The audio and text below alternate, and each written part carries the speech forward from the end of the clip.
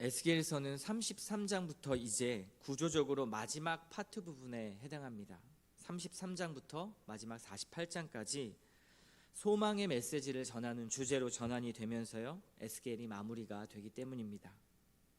마지막 부분으로 들어가기에 앞서서 이제 하나님께서는 처음에 에스겔이 3장에서 선지자로 부름을 받았을 때 그 파수꾼의 역할을 하게 될 것이라고 하셨던 그 소명의 말씀, 그 말씀을 다시 에스겔에게 재위임하십니다. 다시 한번 그 소명을 주시는 것입니다. 이제 다시 그가 전하는 말씀을 통해서 백성들은 수년간 에스겔을 통하여 들었던 그 메시지에 대해서 책임감을 가지고 이제는 어떠한 책임을 가지게 되었는지를 알게 하십니다. 에스겔 선지자가 지금까지 파수꾼으로 신실하게 하나님의 경고를 백성들에게 전달했다면 이제는 백성들의 차례입니다. 그 백성들이 그 말씀에 반응하고 순종할 차례이죠. 그들이 에스겔의 말을 듣고 회개하고 돌아올 것인가, 아니면 그 말씀에도 불구하고 자기들의 삶의 방식을 여전히 고수하면서 그대로 살다가 영원한 죽음의 길로 들어설 것인가 하는 것은 이제 이스라엘 백성들의 몫입니다. 이 내용이 10절부터 22절까지의 말씀에 굉장히 강조되고 있습니다. 그런데 백성들은 놀랍게도요, 자기들의 죄와 허물을 인정하고 있습니다. 제가 놀랍게도라는 표현을 썼는데요, 여지껏 이스라엘 백성들의 모습을 보면 계속 불순종해 왔죠. 인정하지 않았습니다. 그런데 오늘 말씀 보니까 자기들의 죄와 허물을 인정했다라고 말씀합니다. 에스겔서에서도 보면 그들이 조상이나 하나님을 탓하지 않고 그들의 문제에 대해서 스스로 책임을 느끼고 인정했던 것은 이 구절이 처음입니다. 18장, 에스겔서 18장에 보면 자기 조상들의 죄 때문에 자기들이 고생하고 있다, 그렇게 불평을 하고 불만을 터뜨렸던 것과는 전혀 다른 반응입니다. 그게 10절 말씀이죠. 그런즉 인자야, 너는 이스라엘 족속에게 이르기를 너희가 말하여 이르되 우리의 허물과 죄가 이미 우리에게 있어 우리로 그 가운데에서 쇠퇴하게 하니 어찌 능히 살리요 하거니와. 자신들의 죄를 인정합니다. 그런데 문제가 있습니다. 그 메시지를 인정은 하지만 우린 어차피 소망이 없는 것 아닙니까? 라는 그들에게 체념이 있었던 것입니다.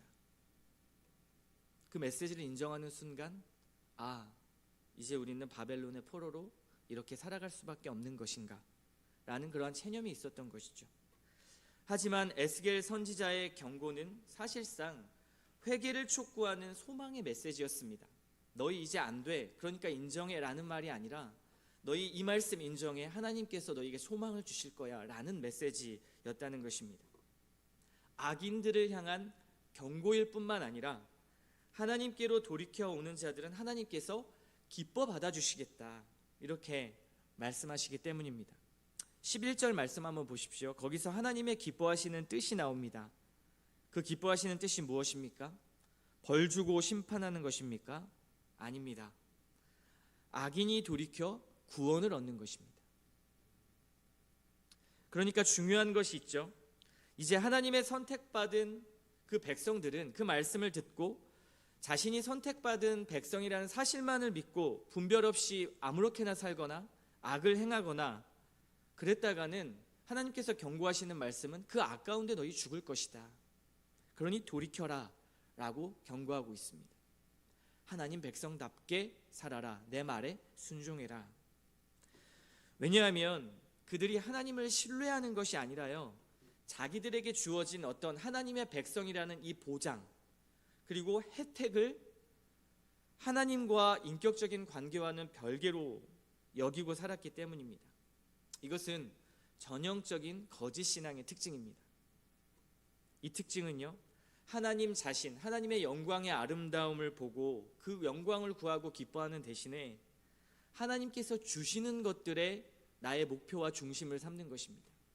하나님이 내게 허락하시는 것들, 내게 선물로 주시는 것들에 중심을 맞추는 신앙이죠. 그분이 허락하시는 능력과 그리고 은사와 약속들만을 집착합니다. 하나님 자체에 집중하지 않죠. 만일 우리에게 이런 모습이 있다면 오늘 말씀은 우리에게 이것을 가르치십니다. 우리는 하나님께서 주신 어떤 선물이나 보장을 믿고 사는 것이 아니라 그분을 믿음으로 사는 것입니다. 이 선물 때문에 하나님을 믿는 사람들이 많죠. 이 선물 때문에 기독교라는 신앙 안에 들어오는 사람들이 많습니다. 혹시 저와 여러분이 그렇지 않습니까? 그래서 인터넷상에서 보면 기독교를 비난하는 댓글들을 보면 그들은 정말 전곡을 찌를 때가 많이 있습니다. 기독교인들을 향해서 이렇게 말합니다. 너희들은 천국 보험, 천국 상조를 믿고 사는 사람들이다. 비아냥거리는 것이죠. 천국 보험을 들었으니 너희는 아무렇게나 살아도 된다는 거냐? 라는 말을 합니다. 천국 보험 들어놓고 신앙인처럼 살지 않고 세상 사람들보다 더 상식 없이 살아간다라는 것을 비꼬는 것입니다. 선물과 보장만으로 우리의 내면과 행동이 섬김과 헌신으로 바뀌어지지 않습니다. 그 신앙에는 한계가 있죠. 그 선물과 보장이 내게 없다고 생각하면 하나님을 떠나버립니다. 그래서 우리는 더욱 내가 정말 거듭났는가라는 것을 이 신앙을 점검해야 합니다. 그리고 하나님의 은혜를 더 구해야 하는 것이죠. 순종도 결단도 그리고 하나님의 백성답게 살아가는 것도 하나님과의 관계가 더욱 깊어질 때 가능하기 때문입니다. 그래서 하나님은 계속 말씀하시기를 우리와 인격적인 관계를 맺고 싶다라고 말씀하십니다. 유다 백성들에게도 너희들은 왕이며 아버지인 나의 말을 듣고 회개와 믿음으로 반응했느냐라고 질문하시는 것이 바로 이런 맥락입니다. 하나님께서 정말 순종을 원하신다면 로봇처럼 순종하게 하시면 됩니다. 그러나 그렇게 하지 않으시죠. 끝까지 인내하고 끝까지 기다리시고 그리고 때로는 매를 드시기도 하고 때로는 품어주시기도 하는 이유가 바로 이것입니다. 생명의 문제, 이 생명의 문제는 너무나 중요합니다. 그래서 하나님의 말씀을 귀담아 듣고 그대로 순종했는가 그 여부를 죽고 사는 길의 문제로 하나님께서 중요하게 여기시면서 그것이 나와의 관계로부터 시작된다라고 오늘 말씀을 통해 이야기하고 있습니다. 그런데 세상 사람들은 당연히 그렇고요. 신자들마저도 이것을 잘 받아들이지 못합니다. 2년 전에 5층에서 성경 공부할 때 그때 성경 공부 과정에서 어떤 자매가 이런 이야기를 하는 것을 들은 적이 있습니다. 기독교는 그리고 교회 목사님들의 설교는 결국에는 기승전 순종이다. 결국 순종하라고 강요하라는 것을 말하기 위해서 이걸 다 말하는 것 아니냐. 그래서 교회 가는 것이 나는 너무 힘들었다 라는 그 자매의 고백이 기억이 납니다. 아마도 이 자매에게는 에스겔 선지자와 같은 오늘 이 메시지가 매우 불편했을 것입니다. 인간의 입장에서는 하나님이 순종을 요구하는 것이 매우 불공평한 것처럼 보이는 것 같습니다. 무조건적인 눈먼 순종, 이것은 우리의 자유의지를 박탈하는 것 같습니다. 그렇게 같아 보이죠. 저희 첫째 아이가 이제 말을 하기 시작하고 곧잘 자신의 생각을 잘 표현하기도 합니다. 그래서 가끔 고집을 부릴 때가 많이 있는데요. 그때 제가 그 아이에게 말합니다. 은유라, 엄마 아빠 말에는 무조건적 순종하는 거야. 그럼 아이가 쉽게 네 라고 대답했으면 좋겠는데 그렇게 대답하지 않습니다. 늘 그때마다 왜 라고 묻습니다. 왜 내가 순종해야 돼? 라는 말이죠. 우리가 아이들에게 순종을 가르치는 것, 왜 그렇게 가르치십니까? 그 아이가 로봇처럼 나의 말에 잘 들었으면 좋겠다고 생각해서 가르치십니까? 아니죠. 그 아이를 사랑하기 때문에, 그 아이가 가장 유익하고 안전한 길이 이것이기 때문에 우리는 그렇게 하라고 지난 삶을 살아온 경험으로 그리고 말씀으로 아이들에게 가르치는 것 아닙니까? 그런데 한치의 오차도 없으시고 나보다 나를 더 사랑하시는 하나님께서 우리에게 순종을 요구하실 때는 어떨까요? 하나님은 자기 가슴을 찢으며 우리가 아파하는 마음보다 더욱 아파하는 그 마음으로 인내하시면서 우리에게 바른 길을 가라고 말씀하시는 것입니다. 아무런 감정 없이 너 이 말씀에 순종해, 그래야 살아? 이렇게 말씀하시는 것이 아니죠. 하나님의 마음을 보십니까?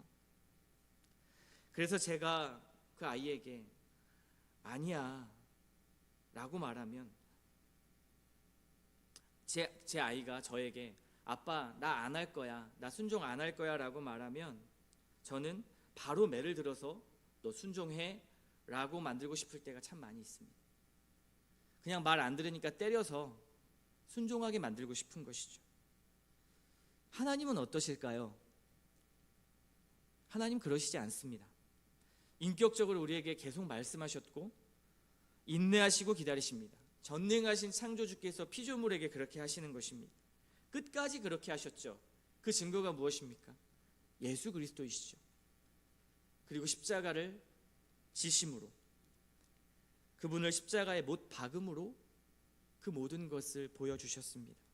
물론 중간중간에 채찍과 징계가 있습니다. 그리고 순종의 관계를 요구하는 어떻게 보면 냉정한 듯한 하나님의 말씀도 있었지만 오히려 그것은 냉정함과 불공평함이 아니라 우리를 사랑하시는 증거였습니다. 우리를 사랑하시기 때문에 그렇게 하신 것입니다. 사랑하지 않으면 무관심합니다. 관심을 갖지 않죠. 그러나 하나님은 끝까지 우리를 관심을 갖고 이렇게 하나님 앞에 돌아올 수 있도록 하셨습니다. 그래서 오늘 말씀 17절과 20절에서 유다 백성들 역시 어떻게 반응합니까? 아까 하나님의 말씀을 인정하는 듯 했지만 공평하지 않은 처사라고 그들의 의견을 피력합니다. 어떻게 피력하죠? 하나님의 말씀이 바르지 않다, 이렇게 말합니다. 참 여기서 우리의 인간의 어리석음을 발견하지요. 하나님은 지금 은혜를 말씀하시는 것 아닙니까? 그런데 백성들은 공평으로 대답합니다. 자신들의 이성으로 대답합니다. 이 문제는 오늘을 사는 우리에게도 있는 큰 문제입니다. 순종하지 못하는 것의 배경은 결국 하나님의 말씀이 은혜라고 생각하지 않고 의무라고 생각하기 때문입니다. 우리가 강요받는다고 생각하는 것이죠. 인격적인 관계로 보지 않고 상하 관계로 보는 것입니다. 또 그들의 생각의 이면에는 자기의 경험과 이성이 하나님보다 옳다고 생각합니다. 그렇기에 바르지 않다라고 이렇게 표현하는 것 아니겠습니까? 이러한 마음의 태도로는 절대 하나님의 말씀을 은혜로 받을 수 없습니다. 아무리 좋은 하나님의 말씀이라도 그것이 은혜로 받아들여지지 않는 것입니다. 아주 큰 문제입니다. 저와 여러분에게도 이런 생각이 있다면 먼저 자신의 뜻을 하나님 앞에 내려놓으십시오. 그렇지 않으면 절대 하나님의 마음을 알 수도 순종할 수도 없습니다. 그리고 나서 이제 21절부터 이어지는 말씀은 이스라엘 백성들이 포로된 지, 유다 백성들이 포로된 지 12년 10월 5일에 드디어 예루살렘이 함락되었다는 소식이 바벨론에 있는 이스라엘 백성들에게 전해졌습니다. 이 소식을 전해 들은 것은 이제 예루살렘이 함락된 지 약 5개월 뒤의 일입니다. 이 소식은 에스겔뿐만 아니라 바벨론에 있는 모든 백성들에게 전해졌습니다. 그리고 이 소식은 에스겔이 24장에서 예언했던 그 내용들이 그대로 성취되는 이야기들입니다. 이제 이로 인해서 24장에서 이날이 오면 에스겔이 더 이상 침묵할 필요가 없게 될 것이라는 그 하나님의 말씀이 이루어지게 되었습니다. 그래서 에스겔 선지자는 드디어 침묵을 깨고 그의 입을 활짝 열기 시작합니다. 그리고 나서의 말씀들이 이제 30절 이후의 말씀을 좀 보고 싶은데요. 에스겔 선지자는 그의 예언이 성취되었기 때문에 사람들의 어떤 인정과 주목을 받게 되었습니다. 그 전에 선포했던 메시지가 이루어졌기 때문이죠. 백성들은 아마 환호했을 것입니다. 더없이 많은 사람들이 그에게 귀를 기울이게 되었습니다. 30절 말씀의 표현에 보면 담 곁에 그리고 집 문에라는 표현이 있죠. 거기에만 모이기만 하면 에스겔 이야기를 했고요. 그리고 에스겔 선지자의 말씀을 들어보자고 이제는 그들이 모이기 시작했던 것입니다. 사람들은 에스겔 선지자에 대해서 평가하기를 음악도 잘하고 고운 음성으로 사랑의 노래를 잘 부른 자라고 추켜 세우기까지 합니다. 어떤 선지자, 어떤 설교자가 이런 말을 들었을 때 기쁘게 반응하지 않겠습니까? 그렇죠. 그런데 말씀 선포자는 이런 반응에 치우쳐서는 안 된다라고 에스겔에게 말씀하십니다. 그렇게 사람들이 귀를 기울이고 에스겔에게 관심을 가졌지만 그들이 정말 하나님을 향한 사랑의 마음으로 그 말씀을 갈망했다면, 그리고 에스겔을 대했다면 그 말씀에 순종했을 것입니다. 그런데 그들의 마음은 가식과 위선이었습니다. 여전히 불순종했습니다. 31절과 32절의 말씀입니다. 백성이 모이는 것 같이 내게 나아오며 내 백성처럼 내 앞에 앉아서 내 말을 들으나 그대로 행하지 아니하니 이는 그 입으로는 사랑을 나타내어도 마음으로는 이익을 따름이라. 그들은 네가 고운 음성으로 사랑의 노래를 하며 음악을 잘하는 자같이 여겼나니 네 말을 듣고도 행하지 아니하거니와. 그들은 말씀을 듣겠다고 에스겔 선지자에게 나왔습니다. 그리고 입으로는 사랑을 드러냈습니다. 그런데 마음에서는, 마음 깊숙한 곳에는 결국 자기 이익만 챙기고 있다고 말씀합니다. 말씀을 듣기는 하지만 여전히 순종하지 않는 것이죠.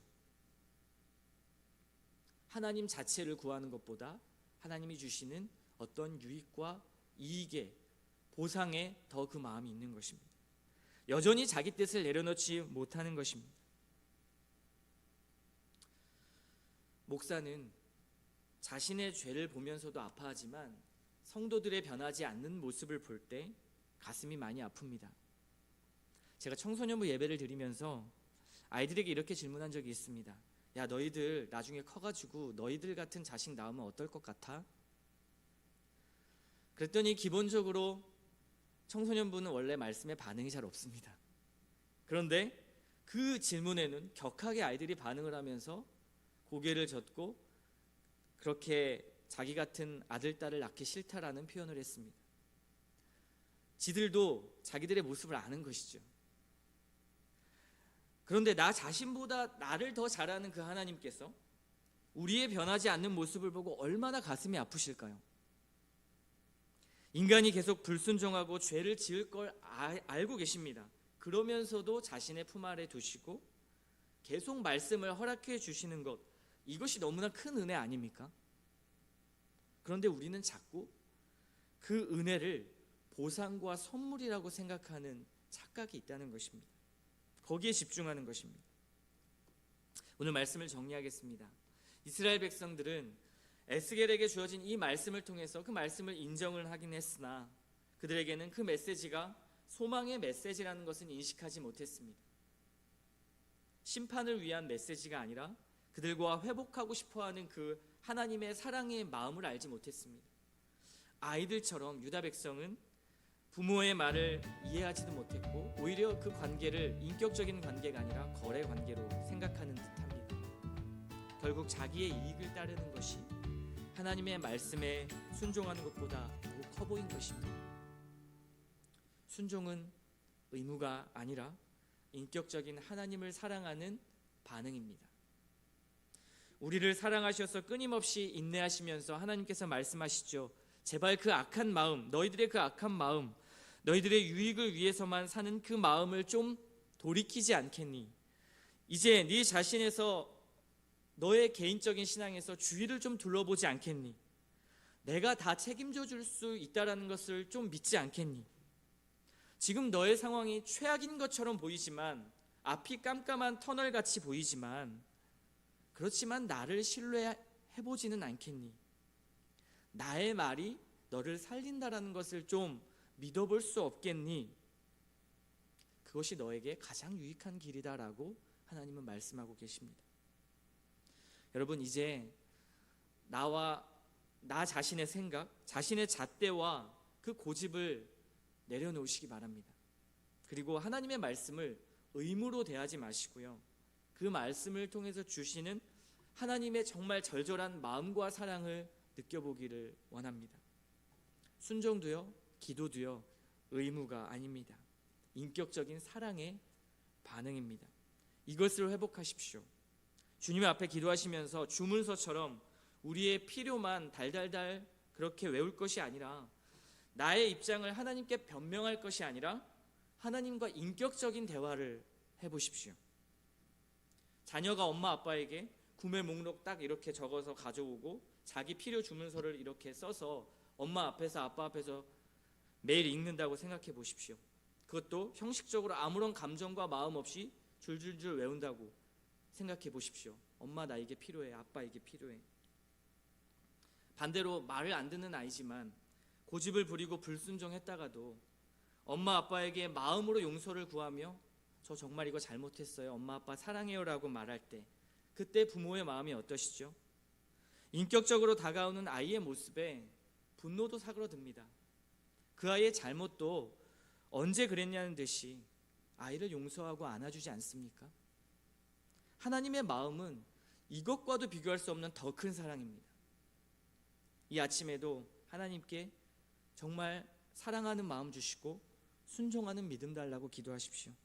순종이 곧 하나님을 향한 사랑이고 주님이 나의 아버지 되심에 대한 고백입니다. 의무와 형식이 아닌 마음으로 기도하십시오.